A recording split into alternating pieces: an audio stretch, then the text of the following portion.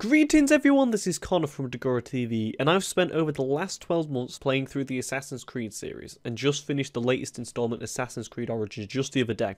So here is my ranking of the Assassin's Creed series, going from worst to best.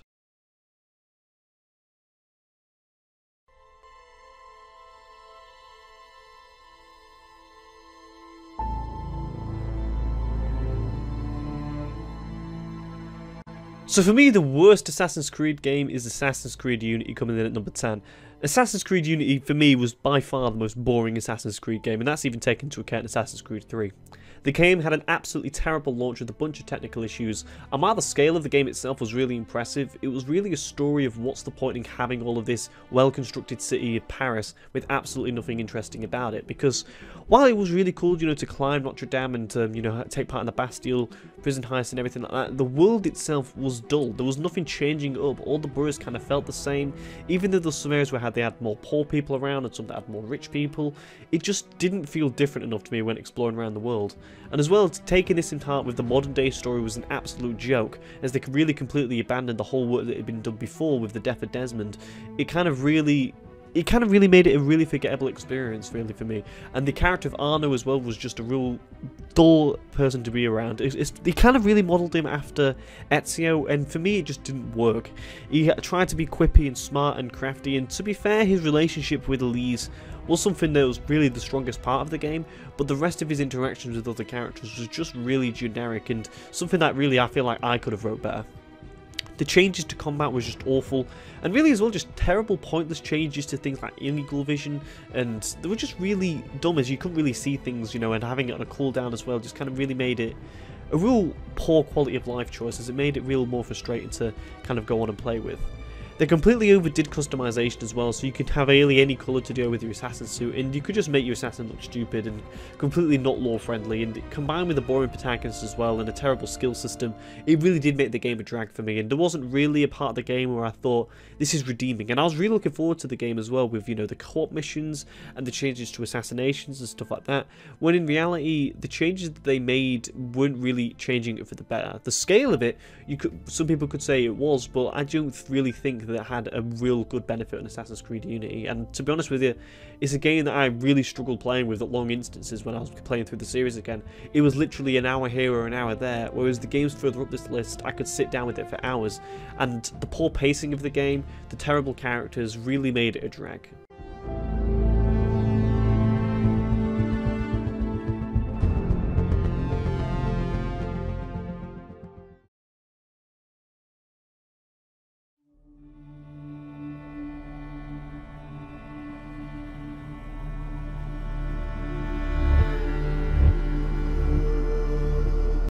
And number 9 is Assassin's Creed 3, and if we're talking about poor pacing in Assassin's Creed Unity, I think Assassin's Creed 3 is actually way worse as a victim when it comes to poor pacing. I would actually go and say it's the worst paced Assassin's Creed game, because when it takes you nearly 6 hours to get into an assassin uniform and be an assassin in an Assassin's Creed game, something's gone terribly wrong.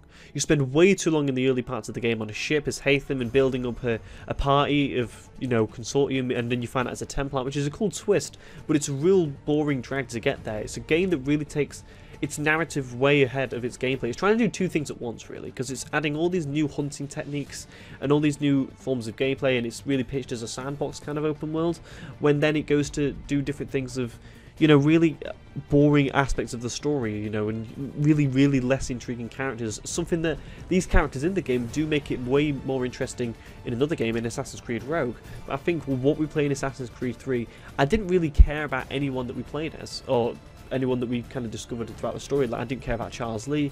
I didn't really find Achilles that intriguing. The only people I found intriguing was the real life people like George Washington, Benjamin Franklin. And the storyline really between Haytham and Connor that we found out later on in the game was overwhelmingly predictable, and to be honest with you, it was really dragged out as it comes to a foregone conclusion at the end of the game, which, to be honest with you, was everyone I think predicted about 3 or 4 hours before it happened. And I love the American Revolution. It was a game set in which I was really looking forward to taking part in and playing, as I was looking forward to seeing cities, like Boston and things like that, and the Boston Tea Party and everything. I just don't think they did a good job at telling the story in a well-constructed and well-paced manner.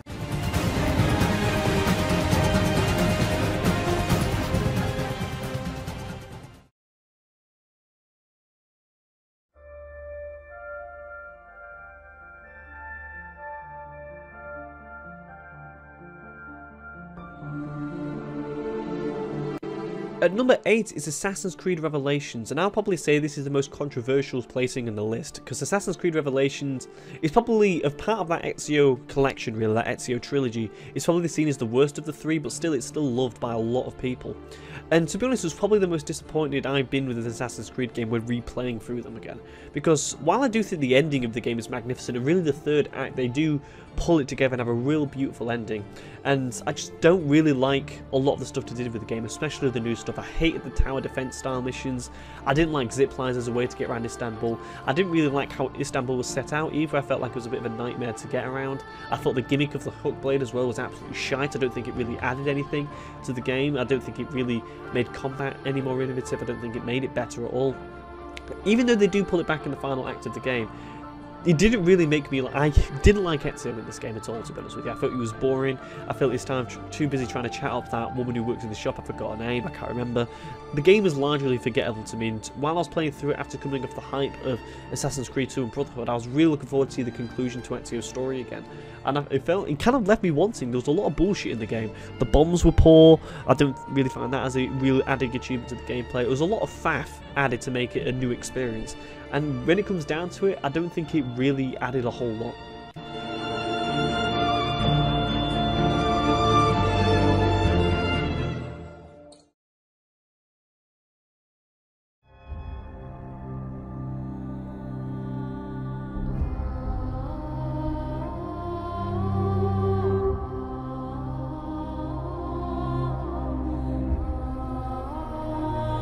And number 7 is Assassin's Creed Syndicate, and personally, I was a big advocate before this game came out of having an Assassin's Creed game set in Victorian London, and to be honest with you, it was a really cool area to see the city in that time, you know, having the horse and carriages and everything, and seeing, you know, the kind of fashion at that time and everything, climbing Big Ben. It was really cool seeing London. But I just feel like even the character interactions themselves were fun to a certain extent, but some parts of the game were so poorly written, especially the lines between Jacob and Evie, especially on Jacob's side, just made me facepalm at times, to be honest with you. I just didn't enjoy it. And while they really gave it a good go with the modern day storyline, I felt like the story as a whole was just one that was just kind of rushed and not really taken care of, and that's not what I want from an Assassin's Creed game personally. I want a well thought out story, and I want them to tie in really well with each other like they did in some of the earlier games with the Ezio ones. The completely overdone animations in combat were really just kind of way overdone. It was so overdone, and in all it just kind of felt like a rinse and repeat of Assassin's Creed games that we've had before in regards to, you know, the assassination missions were kind of similar to Unity, while they kind of brought the combat back to a similar way that we've had before Unity was. They kind of toned it down a bit. They had the same free running mechanics, which I just don't think worked, and overall I just felt like a really boring world to kind of move around and work in. And I think a trend that you're seeing with Syndicate, Revelations and Unity being 3 of the 4 worst Assassin's Creed games in my opinion, is that they're all centered around one location. They're all centered around Paris or Istanbul or London, and I felt like the best Assassin's Creed games give you new locations when you're getting bored of it. You know, when you felt like you spent too much time in one area, in one city, it gives you another one. And I think there's an issue with pacing that these 3 games have had, and Syndicate is, I think, is the best paced out of these 3, but overall it just didn't give me that new feeling, you know, going to a new area and everything. It just felt a kind of a drag to play through again. There's something I was a bit disappointed about as well, to be honest with you, because I always saw the game as having a, you know, a step forward from Unity, but, you know, not enough to be a real stride forward and really change the franchise like Origins has, for instance. But Syndicate for me just ended up being, yes, they kind of made some quality of life improvements from what Unity had, but all in all it just wasn't a good game.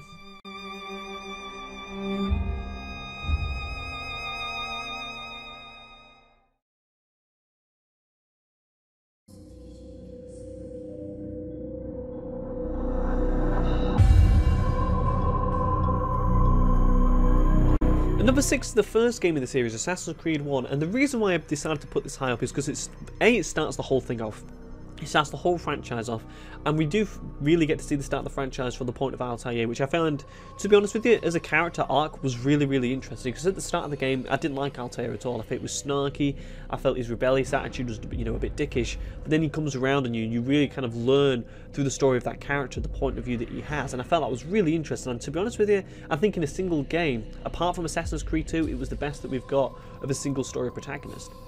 And, you know, the story is a bit predictable. You know, at the end you kind of do go to predict that the head of the Assassin's organization who's going to be betraying. But I did enjoy seeing what the ingredients were in this game, like, you know, synchronization points and, you know, being able to go to different cities and the assassination missions, stuff like that. Seeing those ingredients of what turned into Assassin's Creed 2, I really enjoyed seeing that when playing through it again. And while the game really does feel old, like, don't get me wrong, it feels really old. Exploring Jerusalem in the time of the religious crusades and the other cities were really, really cool. You know, Damascus was great to see, and I just felt like as a game it was different than what we tend to be getting in the Assassin's Creed series. It was kind of a, it wasn't, I wouldn't say a peculiar point in history, but it's a point in history that we don't really see a huge amount about in media. So being able to take part in that and play through that, I thought was really cool, to be honest with you. And while the gameplay was lacking because it's a really old game, it was definitely not as bad enough to be able to say it really dampened my experience. And to be honest with you, I think the combat in it is probably better than what we got in Assassin's Creed Unity, which is mental to say because Assassin's Creed Unity had so many games before it to base off of, and a new system as well on the PlayStation 4 and Xbox One. The Assassin's Creed 1 for me, while it didn't feel as slick as, you know, what Unity would say, it definitely felt more impactful when you're killing people.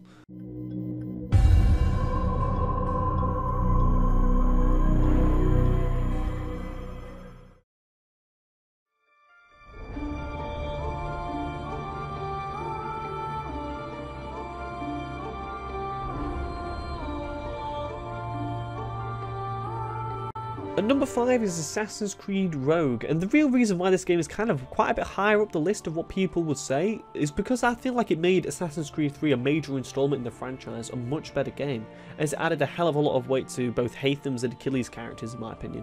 It made me like Achilles, and given the story of why he, you know, struggled to walk and everything like that at the end of it, and the way it tied in as well to Assassin's Creed Unity, I thought was really interesting personally. And to be honest with you, there is some real negatives with this game. Apart from the New York zone itself, the world was fairly dull to explore. I didn't really enjoy the river areas and stuff like that. I didn't enjoy the gimmick additions like the ice points of the game and everything. But with a fairly dumbed down naval combat system, while it wasn't nowhere near as good as what it was in Assassin's Creed 4, it was still appreciated to have a well-crafted narrative Assassin v Templar story with a good naval combat system in there. I kind of really liked those missions, to be honest with you, much more so than what I did in the naval combat areas of Assassin's Creed Origins. And playing from the Templar perspective as well was really cool, as to be able to see the bad guy in the story and be able to play as that of what I thought was a really kind of a dickish character. And while we do understand his motivations and see why he was changed from the Assassins and turned, and see the point in Lisbon, which was a really cool sequence by the way, of why Shay decided to turn against the Assassin Order and join the Templars, was cool. I still kind of saw him as the bad guy, and I felt that was really, really interesting to play as.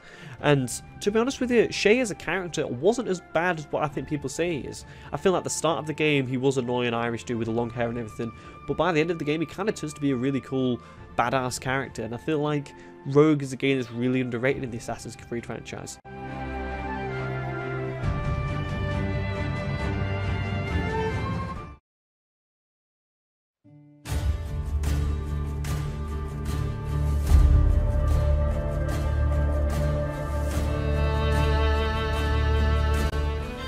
Now, at number 4, this is when we get to the classics, Assassin's Creed Brotherhood. And to be honest to you, with me, Assassin's Creed Brotherhood has kind of been Assassin's Creed 2.5, because it really follows on from the story and follows on pretty much ideally from the mechanics of what we get from the Assassin's Creed 2 game. But what really makes it special to me is the modern day storyline and how it ties in with the storyline what we're seeing with Ezio. Desmond and the gang took some very interesting twists and turns, and seeing locations as well that we've seen in Assassin's Creed 2 and Brotherhood, and in seeing them again in the present day storylines was really cool, and seeing how the differences changed and stuff like the Colosseum for instance, and also seeing, you know, things like the manor where, you know, Uncle Mario lives and stuff like that was really, really cool to see both of them. And the game, in my opinion, did a phenomenal ending, you know, on both sides, you know, with Ezio's story and also with Desmond's. And even though, you know, the modern day story elements was never really followed up, the Ezio story had an ending that really transformed his character and really changed the game for him. And what made him, I don't think it was followed on really ideally well in Revelations, it led to a good point.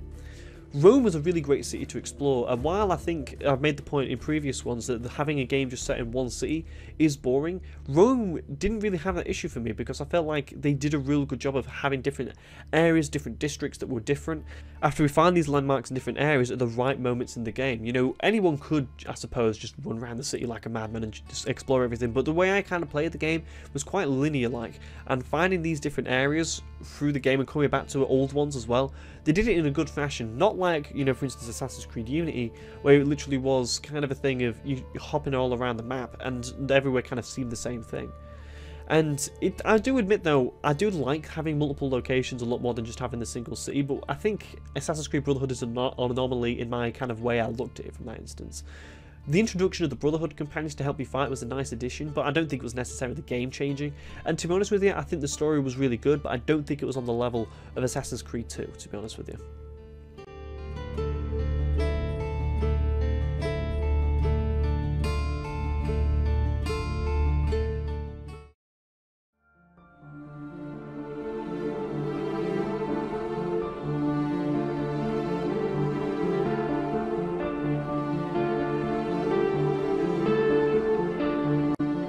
And number 3 is Assassin's Creed 2, the fan favourite right here.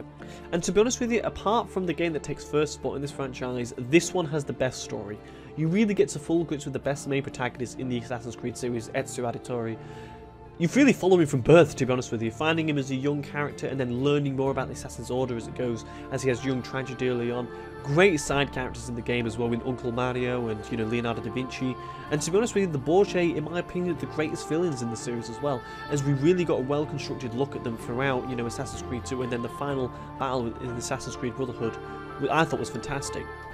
Great locations to explore as well. I've talked about multiple cities earlier on in this video, and in Florence and Venice and Tuscany, they were all fantastic places to explore that was really different, especially in, you know, Florence and Venice. They was completely different, and it kept the pace high of, you know, going through from location to location. It stopped you from getting bored. It switched it up when you were getting bored of Florence, and then it switched up when you were getting bored of Venice. You had to nip to Tuscany.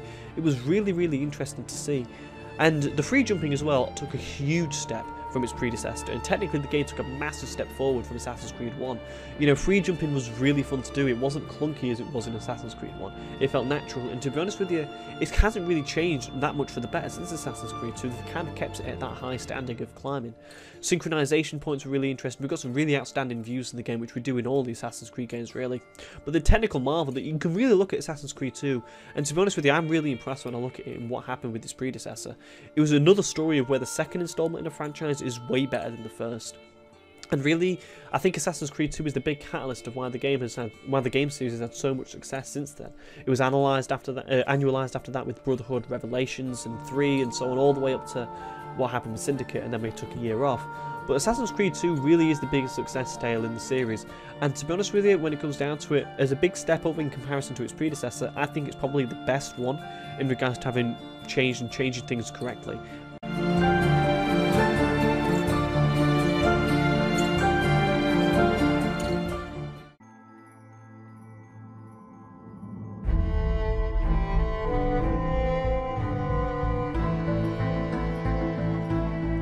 And number 2 is Assassin's Creed 4, and when I was talking about Rogue, I did talk about how much I love ship combat, and ship combat for me was the best part of the Assassin's Creed 3 mission, the couple of missions that we got with those, and Ubisoft stepping out to make a whole game based on that was brave, and for me, I was really excited when I first heard about it, and to be honest with you, it really paid off.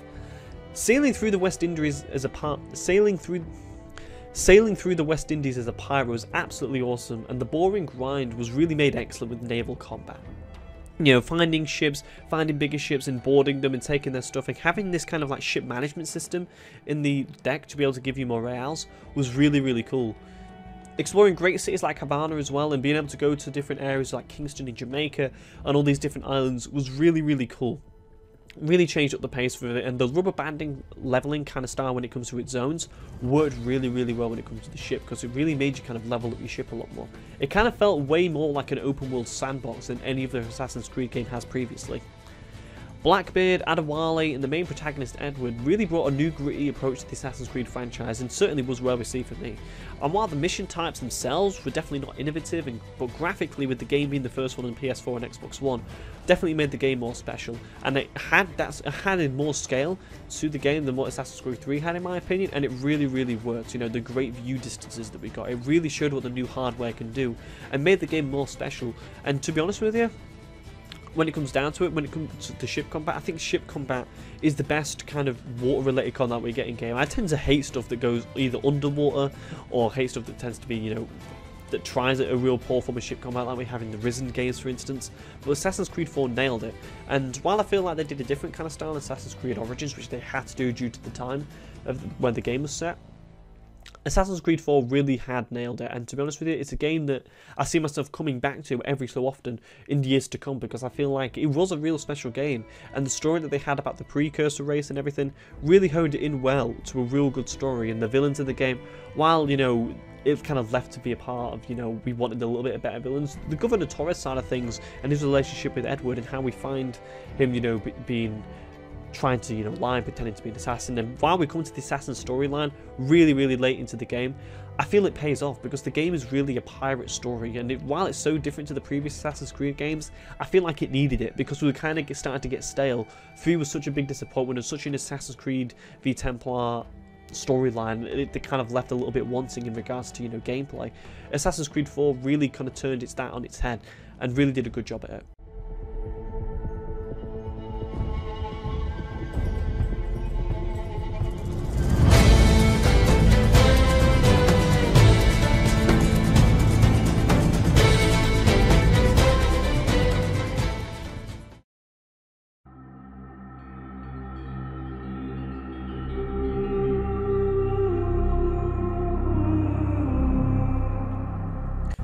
So at number 1 is the brand new installment, well, not brand new anymore, but it's new. It's Assassin's Creed Origins, and Assassin's Creed Origins is completely different to the previous Assassin's Creed games.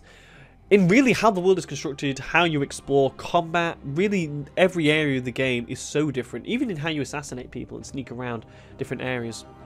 The game takes massive inspiration from games like The Witcher 3 and Horizon Zero Dawn, and the way that the game is rubber banding leveling system and of zones, so you know you kind of level up as you go around the zones, really, because you know there's some zones that are, you know, leveled higher than you got to level up in your zone, do the side quests, do the fortress missions, you know, find the loot and treasure and everything to get more XP, so that you level yourself up before you go to the next zone. And it really works in creating a well-crafted narrative storyline, and the characters in it are phenomenal. The relationship between Bayek and Aya is arguably the best two-character relationship in the series, and Egypt was a way more diverse landscape to explore than I was expecting. Finding out about the really weird culture, to me, was fascinating, because I didn't really know that much about it. I just knew a little bit of what we learned at school about, you know, Tutankhamun, and a little bit about Cleopatra. And finding out about, you know, the Ptolemy dynasty, finding out about the different gods and religions, I thought it was fascinating. I thought it was really cool to explore. The complete change in combat that was kind of really similar to what we got in something like For Honor, which came out last year, was really refreshing, and it was a much needed improvement on the stale Assassin's Creed combat system that we'd had for years. We had a year break in between Syndicate and, you know, Assassin's Creed Origins, because really the franchise was getting old and stale. Syndicate did not sell well, and to be able to have this comeback of Assassin's Creed Origins, I felt like it was a well done comeback, and I felt like it was a fantastic game. They're concentrating on doing more DLC for it.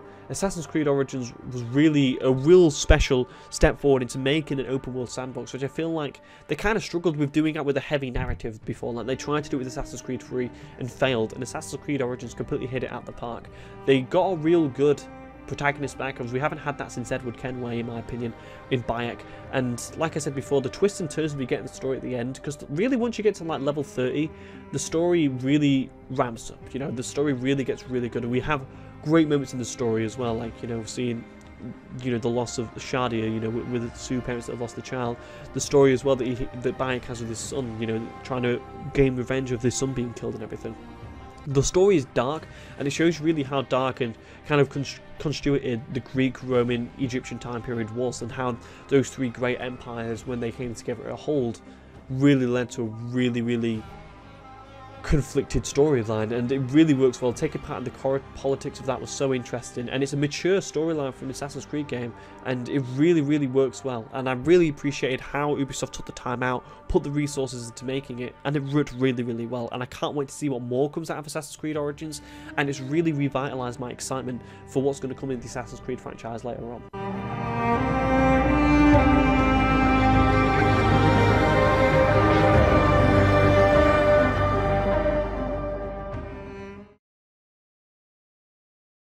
So thanks a lot for watching my first general gaming video that I'll be doing every Monday from now on out.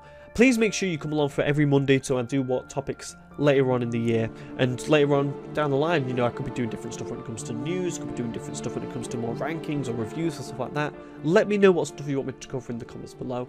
Subscribe as well for videos every Wednesday based on the Elder Scrolls or Bethesda, and every Friday as well to see what games I've been playing in the week and giving you my thoughts on different games.